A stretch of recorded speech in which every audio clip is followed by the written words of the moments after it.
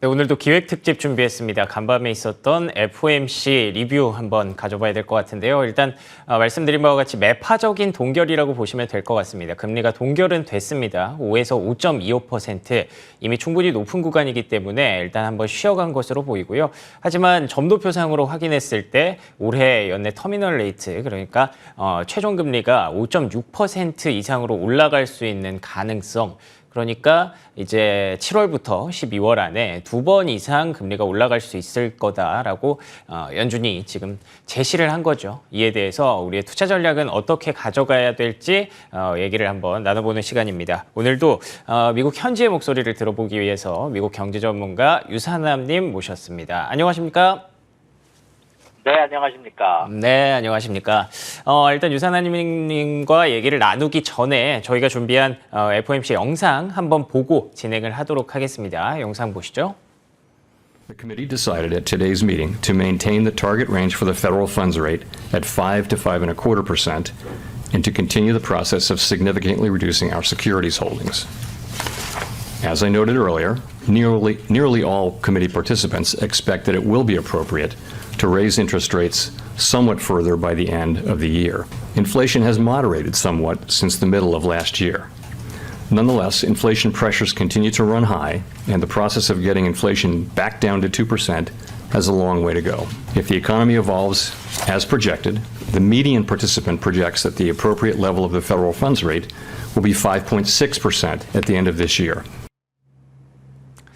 네, 뭐 말씀드린 대로 그리고 보신 바대로 매파적인 동결이었고요. 사실 뭐 저 개인적으로도 이제 금리가 동결될 것으로 예상은 했습니다만 5.6%는 생각보다 조금 부담스럽게 점도표가 다가왔었는데 유산남님은 어떠신지 한번 얘기를 들어보도록 하겠습니다. 이번에 말씀드린 대로 FOMC 그리고 점도표 결과 유산남님은 어떻게 보셨나요?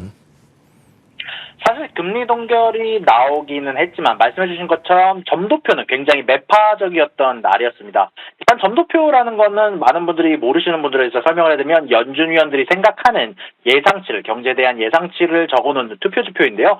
사실 많은 애널리스트들이나 저도 생각했던 건 한 번의 금리 인상을 더하는 점도표를 예상을 하고 있었는데 이게 예상보다 더 매파적이었다고 말하는 이유는 두 번의 금리 인상을 더 하겠다라는 신호를 포함한 연준 위원들의 예상치라서 특히 이게 중간값에 해당하는 예상치라서 결국 이 점도표가 발표된 이후에 순간적인 큰 하락이 있었습니다. 다만 점도표를 본다면 나쁜 내용만 있었던 건 아닌데요. 이 점도표를 보게 된다면 PC 인플레이션 수치는 예상치가 완화되었으며 이제 코어 PC는 소폭 상승하긴 했지만 실업률에 대한 예상치도 소폭 하회가 되긴 했고요. 그리고 GDP 성장률이 3월에 했던 예상치보다 상향 조정되면서 경기 침체에 대한 우려를 내려놓는 결론적으로는 연착륙이 가능하다라고 생각되는 점도표를 내놨습니다. 알겠습니다. 점도표뿐만 아니라 방금 말씀해 주신 대로 물가 전망치, 특히 연준이 많이 본다고 알려져 있는 PCE 물가 전망치가 3.2%로 낮아졌다는 점에서 사실 뭐 점도표는 그냥 점도표일 수 있거든요. 그 부분에 또 투자자분들이 긍정적으로 보셨다는 생각도 좀 드는데 이후에 이제 파월 기자회견이 이어졌습니다. 그쪽에서도 뭐 여러 가지 얘기가 나왔던 것 같고요. 기자회견이 진행되는 동안 지수의 등락폭이 굉장히 컸거든요. 어떤 내용들이 나왔을까요? 아까 사실 말씀했던 것처럼 일단 점도표가 발표가 되면서 생각보다 매파적이었던 부분들에 시장이 놀라서 큰 하락폭을 보여줬었는데요. 다만 파월이 이제 나와서 이야기를 진행을 하면서 점도표에 대해서 이야기를 하면서 분명히 우리 모두가 점도표에 투표를 할 때 이번에 안에 금리 인하는 없을 것이다. 아마 2번 정도의 더 인상이 있을 것이다 라고 투표를 하기는 했지만 그와는 반대로 어조 자체에서는 이야기를 할 때 굳이 점도표에 신경을 쓸 필요 없다. 점도표는 지금 우리들의 예상치일 뿐이다라는 부분을 강조를 하면서 시장 쪽에서는 점도표에 대한 공포를 조금 극복하면서 올라갔다라는 생각이 많이 들고요. 그리고 오늘 나왔었던 이야기들 중 하나는 일단 기본적인 전제 조건이 연준에서는 우리가 여태까지 인플레이션이 단기적이라는 부분에서 틀렸기 때문에 앞으로 오일 가격이 상승할 여지가 높기 때문에 그리고 인플레이션에 대해서 상방으로 더 크게 열려 있기 때문에 우리는 이 인플레이션을 잡기 위해서 우리가 금리 인상을 2번 더 한다고 투표를 한 것이지, 만약에 그런 게 아니라면 금리 인상이 아닌 일어날 수도, 그리고 나왔던 부분 중에 하나가 만약에 지금 현재 시장에서 긴축에 대한 부분들이 조금 더 너무 커지게 된다면, 유동성 부족 사태가 커지게 된다면 우리가 그런 부분들에 대해서 금리 결정에 대해서 포함시킬 것이다 라고 이야기를 하면서, 사실 매파적인 점도표였지만 그 점도표의 중요성을 낮춰주는 이야기들을 많이 했기 때문에 상대적으로 시장이 굉장히 많이 올라가지 않았던 시장이 많이 떨어지지 않았던 것 같고요. 그리고 제가 재미나게 봤던 부분들이 몇 군데가 있는데요. 일단은 이 데이터 관련해서 요즘 뉴욕, 뉴저지 쪽 사실 렌트비가 크게 오르기도 했고, 미국 내에서 집 가격이 바닥을 찍고 올라가는 현상이 일어나고 있습니다. 실질적으로 파월도 이런 부분에 대해서 언급을 하기도 했는데요. 일단 파월이 직접 이야기를 했던 부분이 지금 당장 집 가격이 바닥을 찍고 올라가는 부분들이 보이기는 하지만 급작스럽게 올라가거나 할 것 같지 않기 때문에 주거비는 계속해서 아마 내려가는 모습을 언젠가는 보여줄 것 같다라고 이야기를 하기도 했고요. 그리고 또 재미나게 봤던 부분 중 하나는 이번에 6월 금리 동결을 하면서 연준 위원들이 유행시켰던 단어 중에 하나가 금리 스킵입니다. 이 금리 스킵이라는 단어에 대해서 좀 견제를 하면서 파월 연준 의장이 했던 말은 이번 금리 동결을 금리 스킵으로 부르지 않고 다만 이번 금리 동결은 금리 인상의 페이스를 조절을 하면서 앞으로 나올 지표를 보기 위한 후행 효과를 보기 위한 수단이다라고 얘기를 하기도 했습니다. 그리고 가장 중요한 거는 아까 점도표에서도 언급이 되기는 했지만 파월 연준 의장은 일단 연착륙에 대한 확률을 굉장히 높게 가져가는 것 같고요. 그중에서 가장 매파적으로 중요했던 단어는 실질적인 금리 인하가 예상대로 간다면 몇 년 후가 될 수도 있다라고 얘기를 한 부분이 사실상 가장 매파적인 단어였다고 개인적으로 생각이 드네요. 알겠습니다. 참 어렵습니다. 스킵이라는 단어의 의미도 생각을 해봐야 되고 매파적 동결이라는 단어의 의미에 대해서도 계속 고민을 하게 되고 참 여러 가지 좀 많은 지표들을 두고 우리가 고민을 하다 보니까 물론 연준 위원들도 어려운 결정을 하겠습니다만 이럴 때는 조금 야속할 때도 좀 있어요. 그렇기 때문에 앞으로도 이제 연준과 금리 또 시장 참여자들 간의 줄다리기가 지속될 것 같은데 뭐 모든 상황들을 제쳐놓고 핵심만 보자면 결국에는 물가잖아요. 그렇기 때문에 말씀해 주신 대로 주거비와 관련해서 또 고민이 될 수밖에 없을 것 같은데 이번에 또 CPI 나왔던 결과를 다시 한번 되짚어보면 힌트를 좀 찾을 수 있을 것 같아요. 뭐 코어 CPI는 여전히 좀 부담스러웠지만 어쨌든 물가는 좀 떨어지고 있거든요. 어떻게 보십니까? 일단 최근에 CPI가 나오기는 했지만 일단 에너지가 사실상 대부분을 하락을 감당하게 되면서 분명 코어 CPI에서는 염려가 되는 모습이 나왔습니다. 다만 좀 중요하게 보여야 되는 부분이 슈퍼코어라고 보이는 CPI를 전 집중해서 보고 있는데요.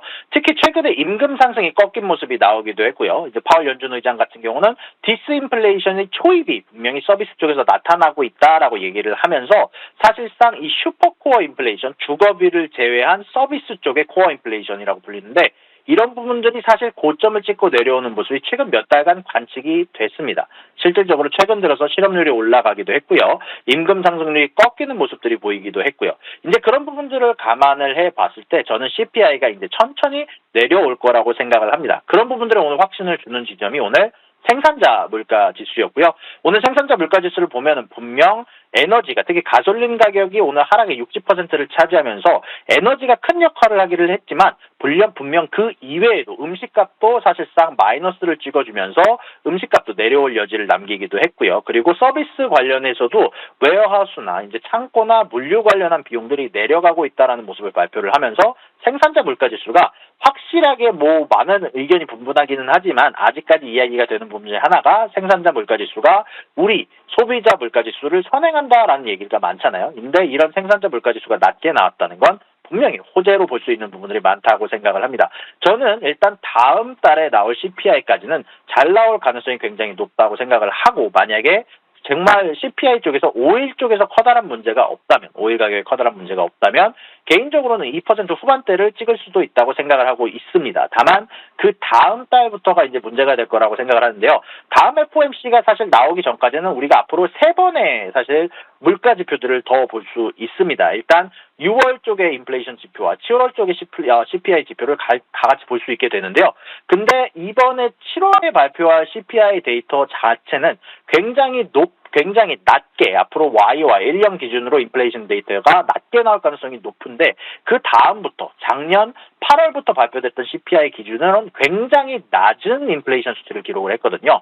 그래서 앞으로 연준이 원하는 2% 인플레이션 수치를 계속해서 유지하거나 낮춰가기 위해서는 앞으로 8월부터는 훨씬 더 낮은 한 달 인플레이션 수치를 기록을 해야 돼가지고 아마 8월 달부터는 반대로 1년 기준 CPI가 오르는 모습이 나올 수 있다는 점도 연준이 고려를 하고 있는 것 같습니다.